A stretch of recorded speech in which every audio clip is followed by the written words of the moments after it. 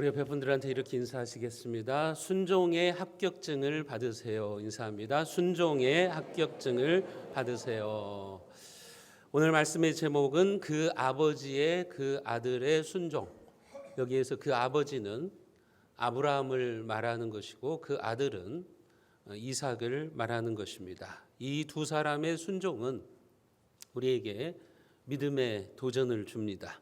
우리가 앞에서 살펴보았던 것처럼 아브라함은 75세에 하나님의 부르심을 받습니다.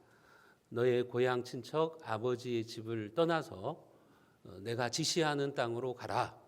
그렇게 하나님의 명령을 받습니다. 그러면서 하나님은 그에게 두 가지의 약속을 하십니다. 하나는 후손에 대한 축복, 또 한 가지는 땅에 대한 복을 주시겠다고 약속을 해주시죠. 아브라함은 이제 신앙의 여정을 시작하게 됩니다.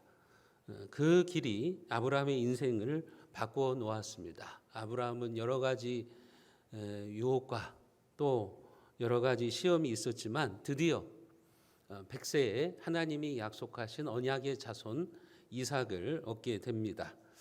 그런데 갑자기 하나님이 아브라함에게 나타나셔서 독자 이삭을 번제로 바치라고 하십니다. 이삭이 무럭무럭 잘 자라났어요. 순종하면서 또 총명하게 이삭이 자라나서 이제 청년의 때가 되었어요.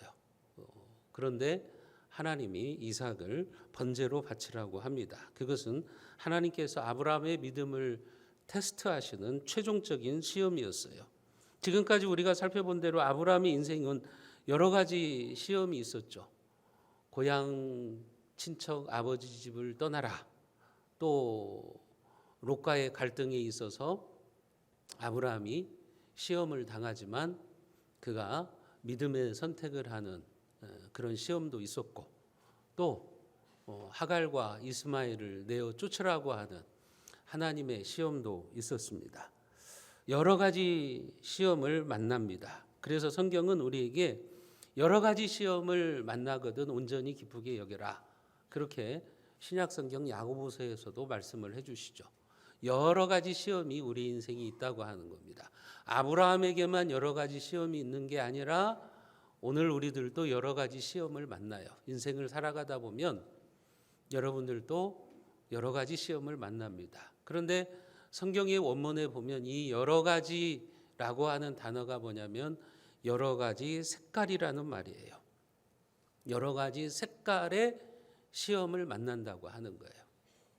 그림을 그릴 때 여러 가지 색깔이 조화가 되어야 아름다운 보기 좋은 그림이 탄생하는 것처럼 우리의 인생도 그렇다는 거예요. 여러분 여러 가지 색깔의 시험이 있어요. 그 시험이 잘 조화가 되어야 우리는 행복한 인생 또 성공하는 인생을 살아가게 됩니다. 그 여러 가지 색깔의 시험들이 엮여져서 우리의 믿음이 연단되고 또 우리의 신앙이 성숙하게 되는 거예요. 그런 면에서 시험은 우리에게 유익이 있는 거예요.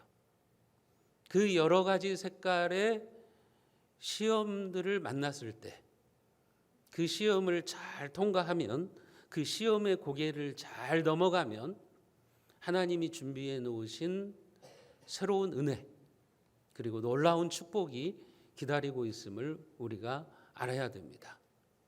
여러분들의 인생에도 여러 가지 색깔의 시험이 찾아오실 거예요.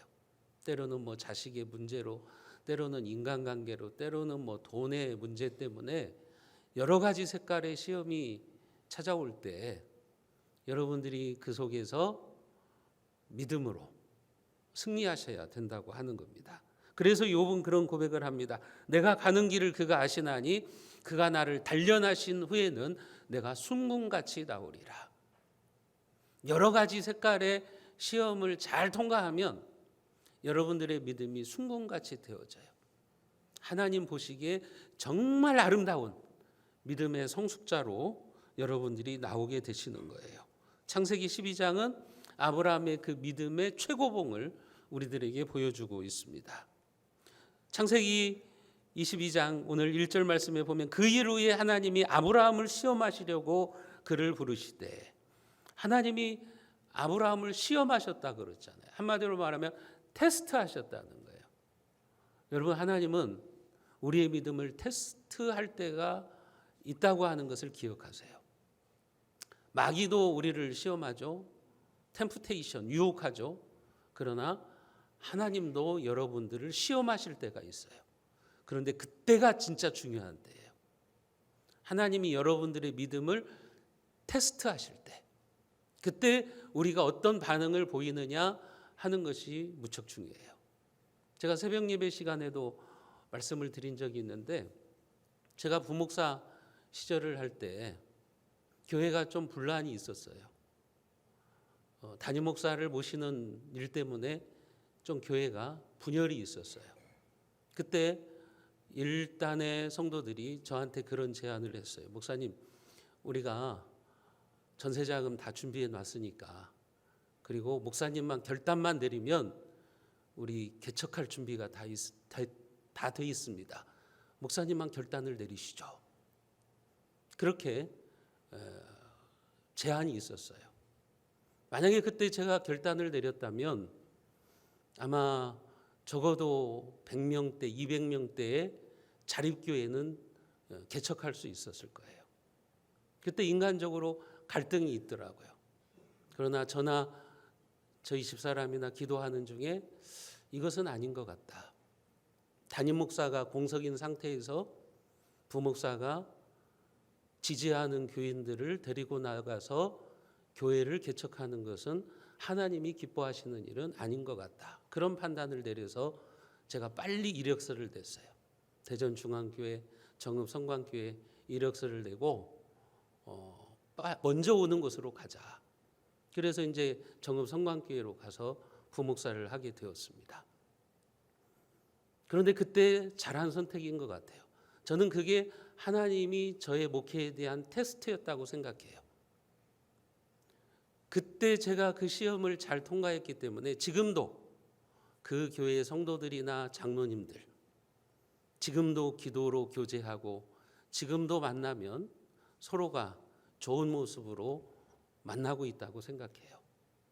여러분, 그런 것처럼 여러분들의 신앙생활에도 반드시 시험의 때가 있어요. 하나님이 여러분들의 믿음을 테스트하는 때가 있다고 하는 거예요. 그 테스트를 여러분들이 잘 통과하셔야 돼요. 그럴 때 하나님이 여러분들에게 더 좋은 은혜의 시대를 열어주시는 거죠. 아브라함을 하나님이 테스트한 내용이 뭡니까? 2절에 나와 있는 것처럼 내 아들 내 사랑하는 독자 이삭을 데리고 모리아 땅으로 가서 내가 내게 일러준 한 산에서 그를 번제로 바치라. 이삭이 아브라함에게 어떤 존재입니까? 아브라함의 꿈입니다. 이삭은 아브라함에게 유일한 희망이 이삭이라고요. 그런데 하나님이 지금 그걸 바치라고 하는 거예요. 여러분들에게도 여러분들이 가장 사랑하는 어떤 것이 있을 거예요. 그게 사람일 수도 있을 거예요. 예를 들면 사랑하는 연인, 연애 때문에 내가 속해 있는 공동체를 소홀히 한다면 여러분들은 그 믿음의 테스트를 지금 통과하지 못하고 계시는 거예요. 예를 들면 청년이 연인과의 사랑 때문에 내가 속해 있는 공동체도 무시하고 공동체도 소홀히 한다면 그 믿음의 테스트를 통과하지 못하고 있는 거예요. 내가 사랑하고 있는 어떤 물건이나 존재가 나로 하여금 하나님께 가까이 가지 못하게 한다고 한다면, 내 신앙생활에 마이너스가 되게 한다고 한다면 우리는 그 하나님의 테스트를 지금 잘 통과하지 못하고 있는 거예요. 이삭은 아브라함에게 제일 사랑하는 대상이에요. 아브라함의 꿈이고 아브라함의 유일한 희망이에요. 이삭은 무려 100세에 낳은 아들이고 하나님의 약속을 25년 동안 기다려가지고 얻은 아들이라고요. 그런데 하나님이 지금 그 아들을 포기해라, 번제로 바쳐라, 이렇게 말씀하고 계시는 거죠. 아마 다른 것을 바치라고 한다면 아브라함은 억만금이라도 바쳤을 거예요. 그러나 이삭만은 그럴 수 없었을 거예요. 그만큼 이삭은 아브라함에게 소중한 존재라는 거죠. 그런데 놀랍게도 아브라함은 하나님의 명령에 순종하죠. 우리가 지난 시간에 살펴봤던 것처럼 3절에 보면 아브라함이 아침에 일찍이 일어나서 나귀의 안장을 지우고 하나님이 자기에게 일러주신 곳으로 갔다고 그랬어요. 아브라함은 즉시 순종했어요. 그동안 아브라함의 인생을 보면 아브라함의 믿음에는 상승곡선도 있고 하강곡선도 있었던 게 사실이에요. 어떤 때는 막 대단한 하나님을 향한 신뢰를 가지고 그 믿음이 상승하는, 롯과의 갈등에서 그가 믿음의 선택을 하는 거라든지, 조카 롯이 연합군에 끌려갔을 때 믿음의 용기를 가지고 가서 그가 조카 롯을 살려오는 일이라든지, 그런 믿음의 상승 곡선도 있었는가 하면 믿음의 하강 곡선도 있었죠. 아내를 누이라고 속이고 인간적인 방법으로 아들을 낳으려고 해서 이스마엘이 태어나기도 하고, 그렇게 상승곡선과 하강곡선이 번갈아 있었지만 이제는 아브라함이 어떤 단계에 이르렀냐면, 여러분, 하나님의 말씀 앞에 즉시 순종하는 단계. 하나님의 말씀이라고 한다면 자기 생각과 안 맞아도 이제는 즉시 순종하는 단계, 그 단계까지 왔다고 하는 겁니다. 이제는 자기 생각대로의 신앙이 아니라 하나님의 말씀대로의 신앙의 단계에 이르렀다고 하는 거죠. 자기 편한 대로의 신앙생활이 아니라 하나님의 말씀대로의 신앙생활이 되었다고 하는 거예요. 오늘 우리는 어떻습니까? 평소에는 믿음으로 사는 것처럼 보여요. 평소에는 신앙생활을 잘하는 것처럼 보여요. 그런데 결정적인 순간이 오면, 하나님이 우리를 테스트하는 그 순간이 오면 믿음이 아니라 자기의 이성이나 생각대로 돌아가 버리는 사람들이 많습니다. 자기 생각에 맞지 않으면 순종하지 않는 거예요. 자기가 힘들면 내팽개쳐 버리는 거예요. 자기가 원하는 대로 되지 않으면 하나님의 말씀을 차버리는 거예요. 여러분, 그러나 아브라함은 하나님의 마지막 테스트에서 자기의 믿음을 지금 증명해내고 있는 겁니다. 아브라함은 하나님의 명령에 원망할 수도 있었을 거예요. 하나님의 명령에 왜라고 따질 수도 있었을 거예요. 하나님이 왜 이삭입니까?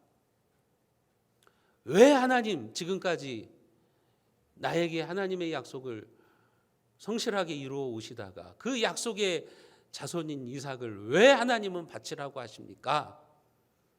그렇게 따져 물을 수도 있었을 거예요. 그러나 아브라함은 그러지 않고 묵묵하게 순종합니다. 아브라함은 생각하고 순종하는 사람이 아니라 순종부터 먼저 하고 생각하는 사람입니다. 왜 그래야 됩니까? 생각을 하면 순종할 수가 없기 때문에 그래요. 여러분, 인간적인 생각을 하면 순종이 됩니까? 안 됩니다. 여러분들이 예를 들어서 교회에서 봉사를 해야 되는 것은, 주님의 몸된 교회를 위해서 헌신해야 되는 것은 그거 하나님의 말씀이잖아요. 그런데 왜 순종하지 않는 거죠? 따지는 거죠. 생각해 보는 거죠. 자기 편한 대로 생각하는 거죠. 그러니까 순종이 안 되는 거예요. 예컨대 주일학교 교사를 해야 돼요. 주일학교 교사를 해야 되려면 성경도 열심히 읽어야 되고 기도도 해야 되고, 또 주일날 오후에 또 자기 시간도 들어야 되고, 이것을 생각해 보니까 힘든데 안 해야지, 이렇게 되는 거잖아요. 하나님의 말씀인데도 먼저 생각부터 하는 거예요. 따지기부터 하는 거예요. 그러니까 순종이 안 되는 거예요. 자기 생각대로 자기 편한 대로 하려고 하니까 순종이 불가능한 거죠. 그래서 종교개혁가 루터는 이렇게 말했어요. 진실한 성도는 언제나 왜라고 묻지 아니하고 무엇을 할까요라고 묻는다. 이게 진실한 성도라고 하는 거예요. 여러분, 순종이 어려운 이유가 무엇이죠? 내 생각에 맞지 않아도 왜라고 묻지 않고 묵묵히 순종해야 되기 때문에 그래요. 그래서 어려운 거예요. 묵묵히 순종을 하려면 여러분 내 생각을 내려놔야 되거든요. 내가 편한 대로 신앙생활 하려고 하는 것을 내려놓아야 돼요. 그래야 하나님의 말씀에 순종이 가능한 거예요. 순종이 어려운 이유는 또 그것이 불확실한 길이기 때문에 그래요. 하나님이 우리에게 순종을 요구하실 때 앞으로의 일을 미리 보여주시면서 순종을 요구하시지는 않아요. 하나님이 아브라함에게 75세의 아브라함에게 너의 본토 친척 아버지의 집을 떠나서 내가 내게 지시하는 땅으로 가라. 근데 그 지시하시는 땅이 어떤 땅인지 명확하게 말씀하시지 않았어요. 그냥 아브라함이 출발을 하는 거예요. 출발을 하면서 한 걸음 한 걸음 나아가면서 하나님이 약속하신 땅을 찾아가는 거예요. 하나님이 아브라함에게 오늘 창세기 22장에도 보면 내가 내게 지시하시는 한 땅, 한 산, 거기서 그를 번제로 드려라. 여러분 하나님이 뭐 대안이나 구체적인 계획도 알려주시지 않은 채 그저 독자 이삭을 번제로 드려라. 왜 그런 것입니까? 여러분 결과를 미리 알고서 따라가는 것은 그건 순종이 아닙니다. 그렇지 않습니까? 결과를 미리 알고서 따라가는 것은 그건 신앙이 없어도 할 수 있는 일이라고요. 그건 불신자들도 할 수 있는 일이라고요. 하나님이 우리에게 순종을 요구하실 때는요, 우리에게 명확한 것을 가르쳐 주시지 않으세요. 미리 우리의 앞길을 명확하게 보여주시지 않은 거예요. 결과를 계산하지 않고 하나님의 말씀만 붙들고 행하는 것, 그것이 바로 순종이라고요. 그게 진정한 순종인 거예요. 왜라고 따지지 않고 그냥 하나님의 말씀이기 때문에, 그것이 하나님의 명령이기 때문에 따라가는 거예요. 그래서 순종의 길은 믿음이 없으면 갈 수 없는 길입니다. 믿음이 있어야만 우리가 순종의 길을 가는 거예요. 여러분 순종은 따져서 하는 것도 아니고 인간의 논리를 따라가는 것도 아니에요. 순종은 이성에 호소하는 것이 아니라 믿음에 호소하는 거예요. 인간의 이성이 영성을 지배하면 순종은 불가능합니다. 여러분들의 이성이 여러분들의 영성을 지배해버리면 여러분들은 평생 순종의 삶을 살 수가 없습니다. 순종이란 나에게 유익한 말씀이기 때문에 내가 따라가는 게 아니라 하나님의 말씀이기 때문에 그저 가는 거예요. 그게 순종인 거예요. 그것이 진정한 믿음인 거죠. 그런데 우리는 하나님의 말씀 앞에 자꾸 따져요. 왜? 왜라고 따지는 거예요. 그리고 자꾸 계산을 하는 거예요. 그러니까 우리의 삶에 하나님의 능력과 기적이 보여지지를 않는 겁니다. 여러분 누가 순종이 즐겁다고 했습니까? 순종은 즐겁지 않아요. 순종의 길은 결코 기쁨의 길이 아니에요. 순종의 길은 하나님을 향한 절대 믿음과 온전한 헌신이 없으면 갈 수 없는 길이에요. 그래서 순종의 길에는 거기에는 눈물도 있고 거기에는 고통이 있는 거예요. 하지만 순종에는 고통만 있는 것이 아니라 거기에는 하나님이 준비해 놓으신 놀라운 축복도 따라오는 겁니다. 아브라함은 그 순종의 끝에서 하나님의 음성을 듣죠. 12절에 보면 아브라함아 네가 이제야 나를 경외하는 줄 알겠다. 아브라함이 칼을 들어서 독자 이삭을 찔러서 죽이려고 하는 순간 하나님이 다급하셨어요. 아브라함아 아브라함아 손대지 말아라. 그 아들에게 손대지 말아라. 네가 정말 나한테 이삭을 바치려고 했구나. 내가 이제야 나를 경외하는 줄 알겠다. 이 말은 하나님이 그동안 아브라함에 대해서 몰랐다는 것을 이제 알게 됐다는 그런 의미가 아니에요. 이 말의 의미는 뭐냐면 하나님이 아브라함의 믿음을 인정했다는 거예요. 아브라함이 믿음의 테스트에서 합격 통지서를 받았다는 말이에요. 이 모리아산에서 아브라함은 그의 인생의 최종적인 순종의 합격증을 받은 거예요. 그 말이 바로 네가 이제야 하나님 경외하는 줄을 알겠다, 그 표현으로 나타나고 있는 거죠. 그래서 이 이후에 아브라함에게는 시험이 없습니다. 그의 인생은 평탄대로입니다. 죽을 때까지 그는 하나님의 은혜와 축복 속에서 살아가게 되는 거예요. 사랑하는 성도 여러분, 오늘 또 하나님은 우리를 모리아산에서 기다리고 계십니다.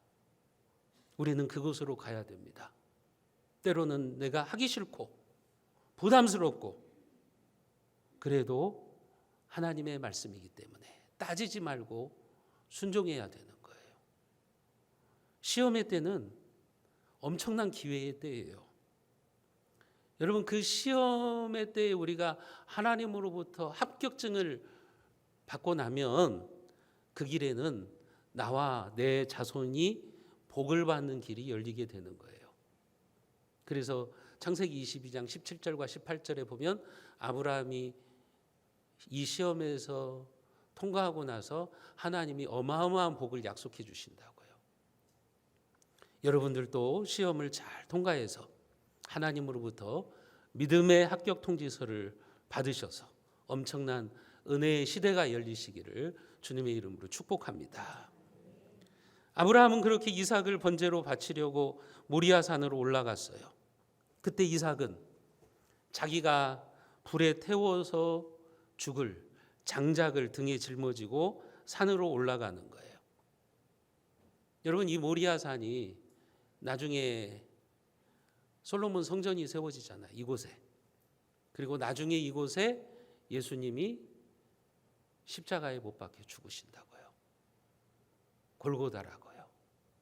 그러니까 이삭이 자기가 죽을 나무를 등에 짊어지고 올라가는 그 모습은 골고다 언덕에 올라가신 예수님, 십자가를 등에 짊어지고서 인류를 구원하기 위해서 골고다 언덕으로 올라가신 예수님을 미리 예표해 주고 있는 거예요.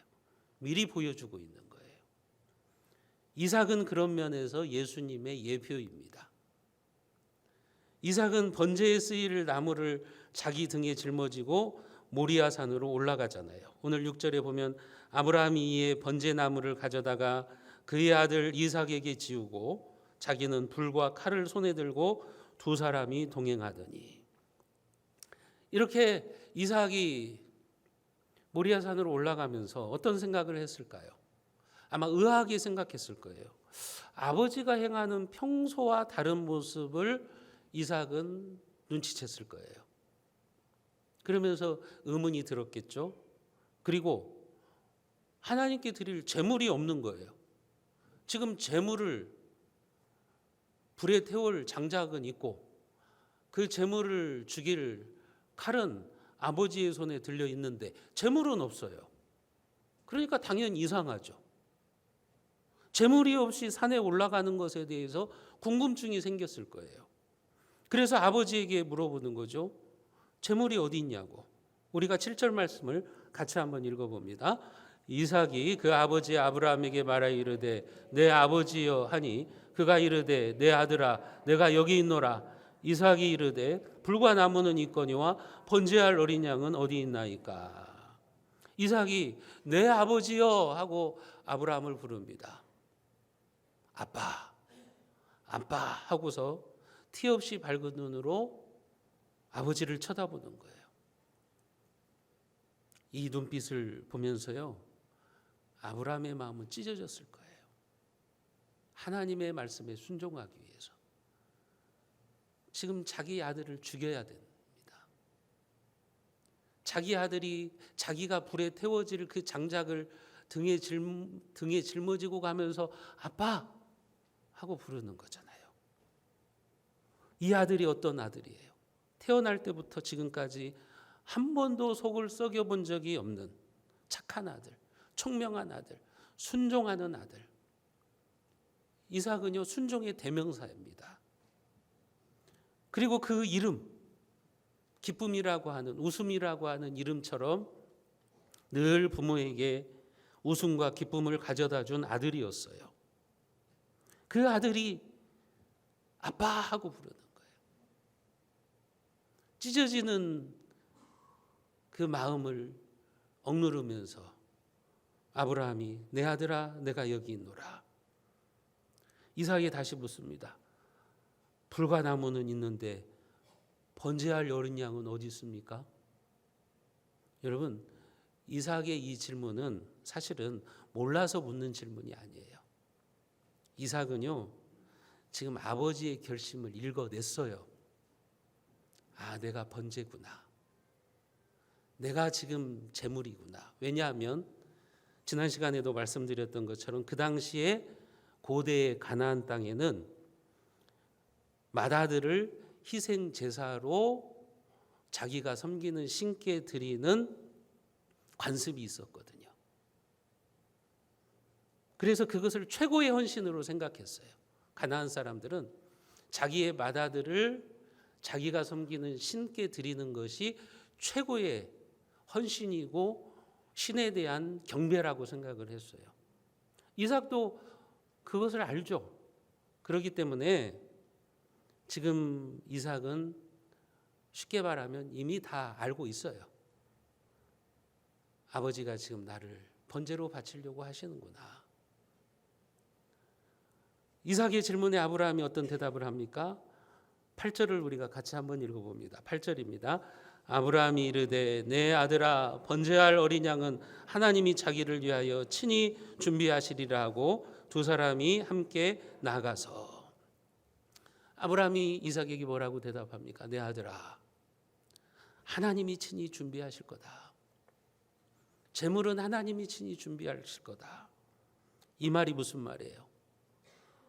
우리가 하나님의 말씀에 순종하면 나머지는 하나님이 다 준비하실 거야. 이 말이죠. 여호와 이레의 신앙이죠. 여러분, 하나님께서는 말씀에 순종하는 사람을 위해서 미리 준비하고 계시는 하나님이십니다. 아브라함에게는 지금 그런 믿음이 있는 거예요.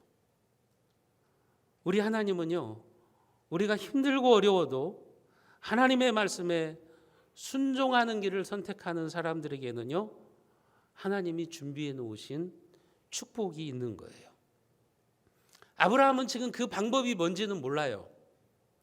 하나님이 어떤 방법으로 준비해 놓으셨는지는 모르지만 내가 하나님의 말씀에 왜라고 따지지 않고 하나님의 말씀에 순종하면 나머지는 하나님이 다 준비하고 계실 거야. 이런 믿음을 지금 가지고 있었던 거예요. 그 믿음으로 제단을 쌓아서 나무를 버려놓고 이삭을 결박합니다. 오늘 9절과 10절에 보시면 하나님이 그에게 일러주신 곳에 이른지라 이에 아브라함이 그곳에 제단을 쌓고 나무를 버려놓고 그의 아들 이삭을 결박하여 제단 나무 위에 놓고 손을 내밀어 칼을 잡고 그 아들을 잡으려 하니. 여러분, 우리가 이 부분에서 생각할 대목이 있습니다. 그게 뭐냐면 이때 아브라함의 나이는 거의 120세가 됐다고요. 그리고 이삭은 혈기왕성한 청년이에요. 그러니까 이삭이 마음만 먹으면 아브라함을 힘으로 누르고 도망갈 수 있어요. 그런데 이삭은 아버지가 제단을 쌓고 불에 태울 나무를 올려놓고 그 다음에 이삭을 끈으로 꽁꽁 묶잖아요. 결박하잖아요. 그리고 제단에 올려놓았어요. 이것은요, 이삭이 스스로 올라간 거예요. 아버지가 하시는 일에 한거하지 않고 얼마든지 힘으로 아버지를 저지시킬 수도 있는데 그렇지 않고 자기 스스로 제단에 올라가지 않고는 이건 불가능한 일이라고요. 이게 이삭의 순종인 겁니다. 이런 이삭의 모습은 인류를 구원하기 위해서 갈보리 산에서 십자가에 달리신 예수님의 모습이라고요. 성경에서 예수님을 가장 많이 보여주는 사람이 그래서 이삭인 거예요. 여러분, 우리는 이런 모습을 통해서 이삭이 얼마나 순종의 사람이었는지를 알 수가 있죠. 지금 아버지가 자기를 끈으로 꽁꽁 묶어서 불에 태워서 죽이려고 하는데 얼마든지 자기 힘으로 제압하고 도망칠 수 있는데 묵묵하게 번제단에 올라가고 있는 겁니다. 어떻게 이런 순종이 가능했을까요? 이삭은요, 그동안 하나님께서 아브라함을 통해서 그의 삶에 역사하시는 것을 봤어요. 하나님은 약속을 지키시는 하나님이지. 우리 아버지와 함께 하셨던 그 하나님은 아버지의 말씀대로 친히 제물을 준비해 놓으시는 하나님이실 거야. 그 방법이 뭔지는 모르지만 내 아버지가 하나님의 말씀에 순종하기 위해서 나를 번제로 바친다면 내가 그 아버지의 말씀에도 순종해야지. 지금 그런 자세를 가지고 있는 거예요. 그러니까 아브라함은 하나님께 순종했다고 한다면 이삭은 하나님과 아버지에게 순종하고 있는 거죠. 그러니까 스스로 결박을 당해서 번제가 되고 있는 거예요. 이게 이삭의 신앙의 진수라고 하는 겁니다. 여러분, 하나님은 이런 이삭의 인생에 복을 주십니다. 창세기에 보면 믿음의 4대 족장이 나오죠. 우리가 잘 알고 있는 것처럼 아브라함, 그 다음에 이삭, 그리고 야곱, 요셉이에요. 그런데 성경 기록이 가장 짧은 사람이 이삭이에요.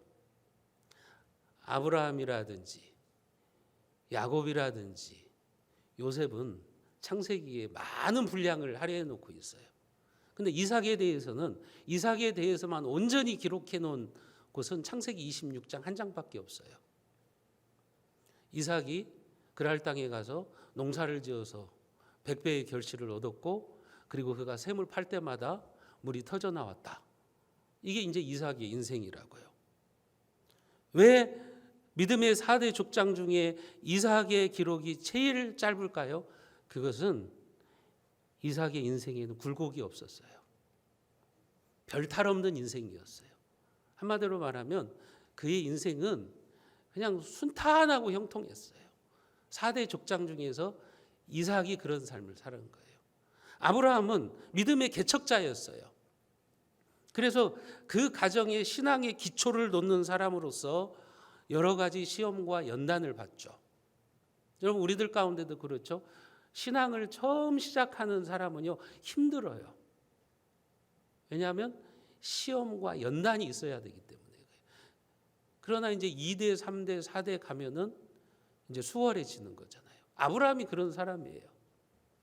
신앙의 기초를 놔야 돼요. 야곱은 속임수로 형의 장자권을 빼앗는 바람에 이제 고향을 떠나서 20년 넘는 세월을 타지에서 오랜 세월 동안 훈련받고 다듬어지죠. 하나님께서 속임수를 잘 쓰는 인간적인 방법으로 자기의 뜻을 얻어내려고 하는 야곱을요, 연단시키시는 거예요. 외삼촌 집에 가가지고 연단시키시는 거예요. 그 연단을 통해서 야곱을 하나님의 사람으로 만드는 거예요. 요셉은 어때요? 요셉은 형들의 미움을 받아서 애굽의 종으로 끌려가가지고 17살에 애굽의 종으로 끌려가가지고 감옥에도 갇히고 또 사람들의 오해도 받고 그러면서 그가 이제 애굽의 국무총리가 되잖아요. 그런데 이삭은요, 이런 굴곡이 없다고요. 이삭은 평탄하고 평온해요. 창세기 24장에도 보면 하나님이 그의 아내 리브가를 만나는 과정을 그가 기도한 대로, 그리고 그의 아내를 얻는 방법도 아주 그냥 순적하게 하나님께서 인도해 주세요. 그리고 26장에도 보면 이삭이 그랄 땅으로 가서 흉년의 때 농사를 지었는데 100배의 결실을 해버리는 거예요. 오늘 우리식으로 말하면 외국에 가가지고 사업을 했는데 그 나라에서 뭐 대기업을 이루어 버린 거예요. 거기다가 샘물만 파면 막 우물만 파면 막 물이 터져 나오는 거죠. 이삭이 가는 곳마다. 한마디로 말하면 이삭의 삶은 형통이에요. 순탄해요. 다른 족장들에 비해서 굴곡이 없어요. 그래서 창세기 26장 13절에 보면 그 사람이 창대하고 왕성하여 마침내 거부가 되었다, 그렇게 표현하고 있어요. 하나님이 복을 주셔서 점점 잘 되고 재산이 늘어나서 마침내 부자가 되었다. 그런데 그 표현이 뭐냐면, 성경의 원문의 표현이 뭐냐면 중단됨이 없이 계속 성장하고 번창했다는 거예요. 이삭의 인생이 그런 인생이었다는 거죠. 굴곡이 없이 계속해서 하나님이 쉽게 말하면 속성 과정을 밟아서 그가 거부가 되게 하셨다는 말이에요. 이러한 이삭의 복은요, 모리아 산에서의 순종의 결과예요. 그의 아버지 아브라함도 모리아 산에서 순종의 합격증을 받았지만 이삭도 모리아 산에서 하나님으로부터 이 청년의 때 순종의 합격증을 받은 거예요. 그리고 나머지 그 인생은 참 복된 인생인 거예요.